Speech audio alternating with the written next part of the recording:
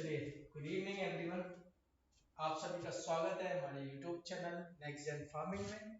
मैं आपका मेंटर निखिल खरी आज आपके सामने एक टॉपिक लाया हूं जिसका नाम आप सभी को क्लियर हो गया होगा स्क्रीन पर, सॉइल प्रोफाइल।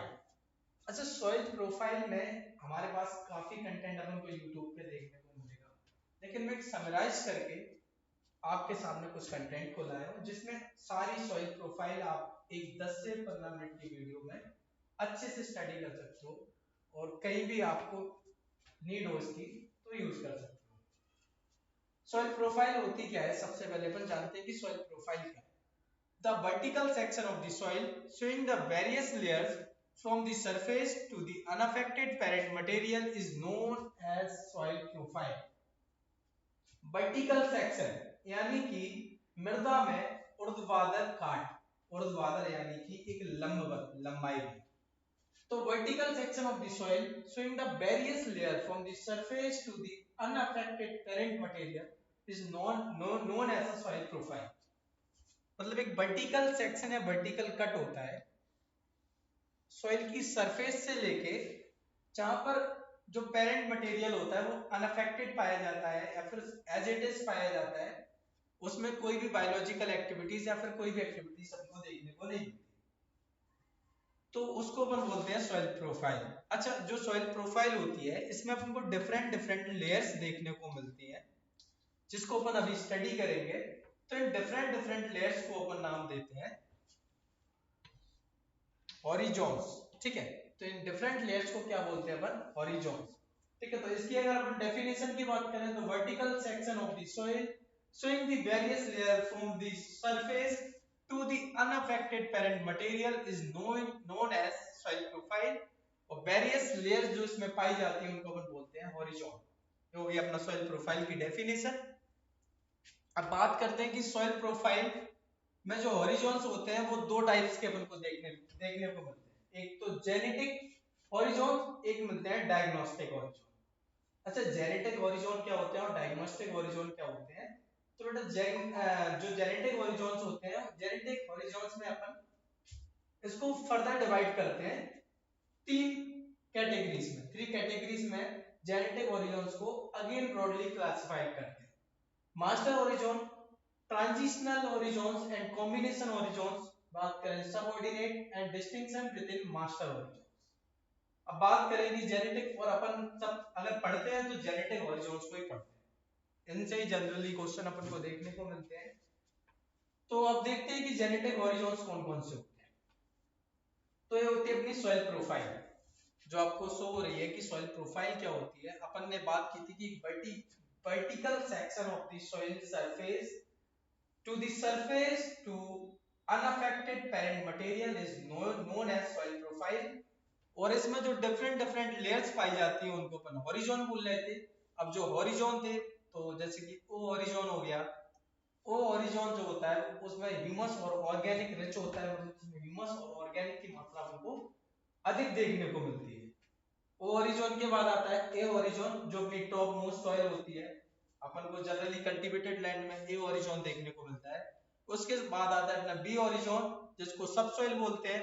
सी हॉरिजॉन जिसमें पेरेंट मटेरियल पाया जाता है, जो भी अपनी बेड रॉक्स होती है या फिर जो भी चट्टानें होती हैं जो सही से डिकम्पोज नहीं होती, वो पेरेंट मटेरियल अपना सी हॉरिजॉन में पाया जाता है।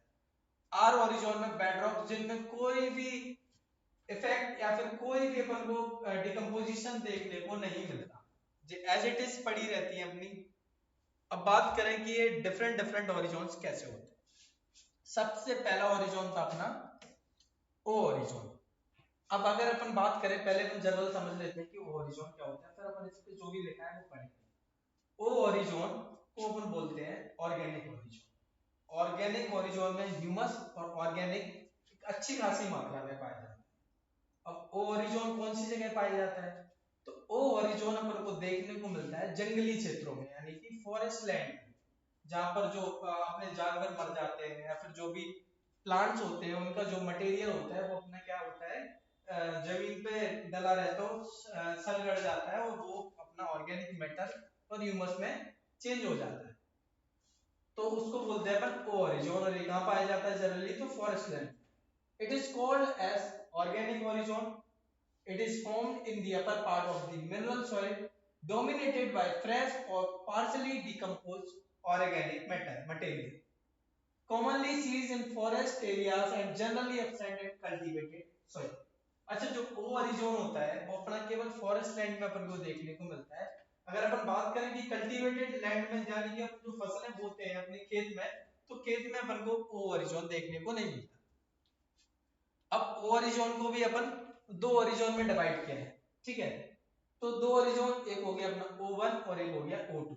अब O1 में क्या देखने को मिलता है, तो O1 को बोलते हैं अपन organic horizon, in which the original forms of the plants and the animal residues can be recognised by through naked eyes. अपन अपनी आंखों से O1 ओरिजोन में जो अपने एनिमल्स होते हैं और जो प्लांट मटेरियल होते हैं उनके अवशेषों को देख सकते हैं, उसको बोलते हैं O1 ओरिजोन। O1 ओरिजोन।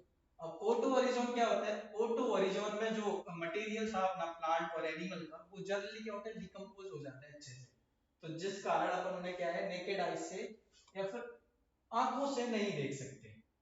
तो ये अपना O ओरिजोन हो गया, और O ओरिजोन के दो ओरिजोन और होते हैं, सब ओरिजोन, तो उसको बोलते हैं O1 और O2। अब बढ़ते हैं अपने अगले ओरिजोन की तरफ। हमारा अगला ओरिजोन है ए ओरिजोन। अब ए ओरिजोन क्या होता है, तो ओरिजोन अपना फॉरेस्ट लैंड यानी जंगली क्षेत्रों में पाया जा रहा था, कल्टीवेटेड लैंड में नहीं पाया जा रहा था।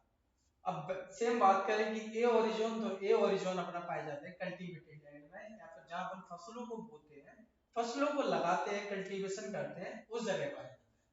तो origin of organic matter accumulation adjacent to surface and that has lost clay, iron and aluminium। लेकिन अपन में इसमें क्या, किसका लॉस अपन को देखने को मिलता है, ए ओरिजोन में अपन को लॉस देखने को मिलता है क्ले, आयरन और एल्यूमिनियम मिनरल्स का, ठीक है। ए ओरिजोन अपनी टॉप मोस्ट सॉइल होती है, टॉप सॉइल होती है। अब ए ओरिजोन को भी अपन ने फर्दर डिवाइड किया है A1, A2, A3 ओरिजोन में। तो जो A1 ओरिजोन होता है उसको बोलते हैं top most mineral horizon formed adjacent to the surface. एक टॉप मोस्ट मिनरल ओरिजोन होता है अपना A1 ओरिजोन। उसके बाद आता है A2 ओरिजोन। A2 ओरिजोन क्या होता है, horizon of maximum illuviation of clay, iron, aluminium oxides and organic matter. Loss of these constituents generally results in accumulation of quartz and other sand and silt size resistant metal। सबसे पहले अपन ने देख लिया A1 ओरिजोन। तो A1 ओरिजोन क्या था अपना, top most mineral ओरिजोन था। अब उसके बाद आ गया A2 ओरिजोन। अब A2 ओरिजोन में अपन को किस किस का लॉस देखने को मिल रहा है, क्ले, आयरन और एल्यूमिनियम ऑक्साइड, ठीक है। क्ले, आयरन और एल्यूमिनियम ऑक्साइड का अपन को A2 ओरिजोन में अपन को नुकसान देखने को मिल रहा है। और इसके साथ साथ किसका एक्यूमुलेशन हो रहा है, फिर क्या चीज इकट्ठी हो रही है इस ओरिजोन में, तो इस ओरिजोन में अपन को क्या इकट्ठा होने को देखने को मिलता है, क्वार्ट्ज एंड अदर सैंड और silt size resistant mineral. Sand और सिल्ट के साइज के जो मिनरल्स होते हैं वो इस ओरिजोन में अपन को एक्यूमुलेशन होते हुए दिखेंगे, और क्वार्ट्ज। लेकिन लॉस किस किस का होगा, तो लॉस होगा अपना क्ले, आयरन और एल्यूमिनियम ऑक्साइड। अब बात करें कि A3 ओरिजोन क्या होता है, या सब इसका सब ओरिजोन है। तो A3 ओरिजोन होता है अ transitional layer between A and B ओरिजोन। जो अपने दो ओरिजोन होते हैं A एंड B, उनके मध्य जो लेयर पाई जाती है, उनके मध्य जो ओरिजोन पाया जाएगा उसको बोलेंगे अपन A3 ओरिजोन। इसको अपन ट्रांजिशनल ओरिजोन के नाम से भी जानते हैं। अब देखते हैं अपना अगला ओरिजोन जो है अपना B ओरिजोन, ठीक है। ओ ओरिजोन अपन ने कंप्लीट कर लिया, बी ओरिजोन अपन ने कंप्लीट कर लिया, अब आ गया बी ओरिजोन। अब बी ओरिजोन में क्या होता है, horizon in which the dominant features are accumulation of clay, iron, aluminium और humus alone or in combination. अपन ने देखा था कि जो ए ओरिजोन था उसमें से लॉस हुआ था अपना क्ले, आयरन और एल्यूमिनियम ऑक्साइड्स का, तो वहां से लॉस होकर ये कहां इकट्ठे हो जाएंगे, बी ओरिजोन। अब बी ओरिजोन में इनका एक्यूमुलेशन हो गया, तो बी ओरिजोन को भी तीन सब ओरिजोन में डिवाइड किया है, B1, B2 और B3। अब B1 ओरिजोन क्या होता है, B1 horizon a transitional layer between A and B। जैसे कि ट्रांजिशनल लेयर अभी अपन ने A3 को पढ़ा था, वैसे B1 भी क्या है, ट्रांजिशनल लेयर है, मतलब मध्य की लेयर है, किसके बीच की, A1 और B के बीच की। अब B2 में क्या देखने को मिलता है, zone of maximum accumulation of clay, iron and aluminium oxide that move down from the upper horizon, मतलब अपर हॉरिजॉन अपन को ए हॉरिजॉन से जिन चीजों का लॉस होते हुए देखा है या फिर जो चीजें लीज डाउन हुई थी वो अपने बी हॉरिजॉन के B2 सब डिवीजन में आके इकट्ठी हुई। The organic matter content is generally higher and the colour darker than that of A2 horizon.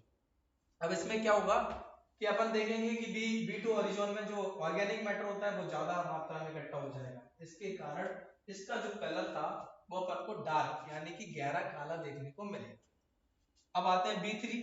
तो B3 क्या होता है, transitional horizon between B and C। B और C हॉरिजॉन के बीच जो मध्यवर्ती जो भी लेयर पाई जाती है उसको बोलते हैं अपन B3 horizon with the property more similar to that of overlying B2 than underlying C। मतलब B2 के बाद और C के पहले जो भी लेयर पाई जाती है उसको बोलते हैं अपन B3। अब हमारा अगला हॉरिजॉन जिसका नाम है C horizon, it is the horizon below the solum. अब सोलम क्या होता है, सोलम यानी कि A plus B, A plus B horizon को अपन बोलते हैं सोलम, ठीक है। A प्लस बी को बोलते हैं अपन सोलम और A plus B plus C horizon को अपन बोलते हैं रेगोलिथ। ये दो टर्म आपको बहुत देखने को मिलेंगे सॉइल प्रोफाइल में।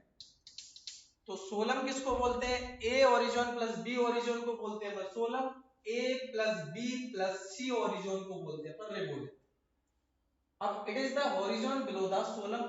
सी ओरिजोन क्या है, सोलम के नीचे, मतलब ए प्लस बी ओरिजोन, ए और बी ओरिजोन के नीचे जो पाया जाता है उसको बोलते हैं C horizon, relatively less affected by soil forming processes. अच्छा, जो ओरिजोन नीचे की तरफ है तो उसमें अपन जनरली देखना कि जो नीचे जितना अपनी गहराई बढ़ती जाएगी उसमें जो सॉइल फॉर्मिंग प्रैक्टिसेस होंगी या फिर मिट्टी बनने की क्रियाएं वो धीमी होती जाएगी, मतलब जो माइक्रोबियल एक्टिविटीज है वो कम होती जाएगी।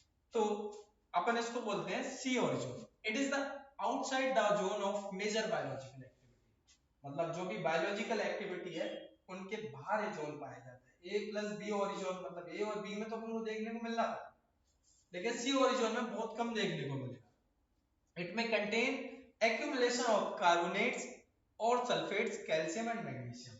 अच्छा, सी ओरिजिन में क्या क्या एक्यूमुलेट्स होते दिख रहा है अपन को, कार्बोनेट्स, सल्फेट्स, कैल्शियम और मैग्नीशियम। कार्बोनेट, सल्फेट, कैल्शियम और मैग्नीशियम।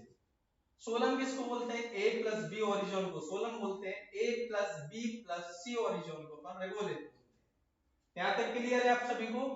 तो फिर देखते हैं अपन अगला ओरिजिन अपना जो है अपना आर ओरिजिन। आर ओरिजिन यानी कि बेड रॉक्स। बेड रॉक्स मतलब वह चट्टान है जिनमें बहुत ही कम या फिर बिल्कुल ही अपन को ना के बराबर बायोलॉजिकल एक्टिविटी या फिर कोई भी अपन को टूट फूट देखने को मिलती है, जो एज इट इज होती है वैसी अपन को दिखेगी। Underlying consolidated bedrocks and it may or may not be like the parent rock from which the soil is formed। समझ गए, ए प्लस बी प्लस सी के नीचे पाई जा रही है और इसमें कोई भी प्रकार की अपन को टूट फूट देखने को नहीं मिल रही है, जैसी पेरेंट रॉक्स होती है सेम वही पड़ी रहती है।